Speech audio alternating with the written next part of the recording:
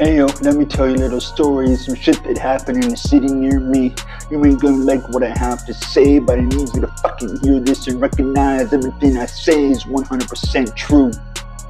I ain't doing this for clicks, I ain't doing this for views. I'm writing this because I refuse to let the names Neil Stonechild, Lloyd Dustyhorn, Rodney Naistus, and Lawrence Wegner, along with many others, fall into the abyss. Yes, this is a horror story of the Starlight Tours in Saskatoon, Saskatchewan. Let me take you back nearly a half century, because you see, this shit all started, at least on record, in late May 1976, when two indigenous men and one indigenous woman who was 8 months pregnant were quote unquote arrested, though they never made it to the penitentiary. Instead driven outside the city and told to walk home. Driven outside the city and told to walk home in the fucking freezing cold. All three and the baby survived, but for blatant attempted murder, that motherfucker was only fined $200 and kept being an officer. Fast forward 14 years, is November 29th, 1990, and the tour was about to gain some publicity because the body of Neil Stonechild was just found frozen to the ground 4 days after he died, dropped outside Saskatoon in -30 with only a light coat, jeans, and shoes. Did I mention he was only 17, last seen in a patrol car screaming for his life, and the officers who killed him still roam freely? Don't believe me? Fact check me, I left the links below, I would swear that on testimony.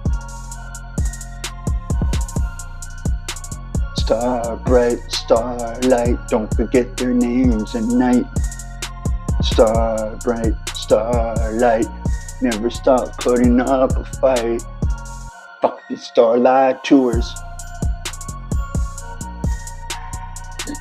A decade later now, January 28, 2000, it's a cold ass night, -25 Celsius. Another bitch ass officer in the Starlight Tour. This time it's there all night. Left outside Saskatoon with just a light denim jacket, telling officers I'll freeze to death out here, to which they replied, "That's your fucking problem," and I quoted that shit verbatim. Thank God he knew his job site and was able to survive, because a couple days later it was discovered Rodney Naistus and Lawrence Wegner succumbed to hypothermia in the same fucking area after their Starlight Tours. Rodney was only 25, Lawrence only 30. Why the fuck did they deserve to meet the creator that early? I can answer that. Okay, why the fuck did they deserve to meet the creator that early? I got an answer: strictly because of their ethnicity, full stop, period, man. Fuck this shit.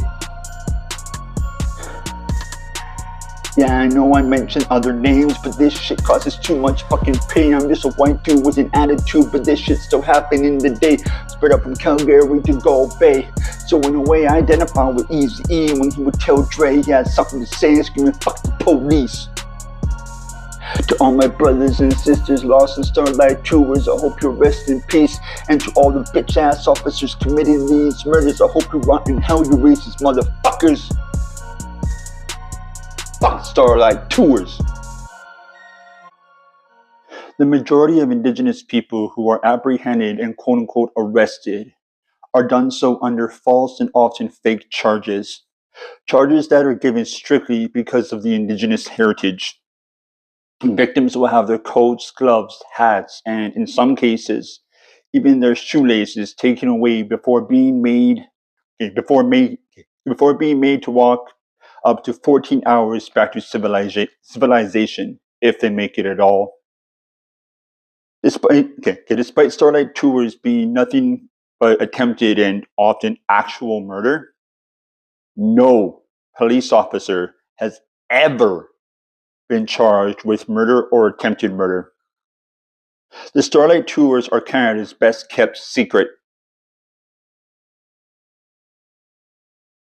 Also, Starlight Tours do not happen to any other ethnic group.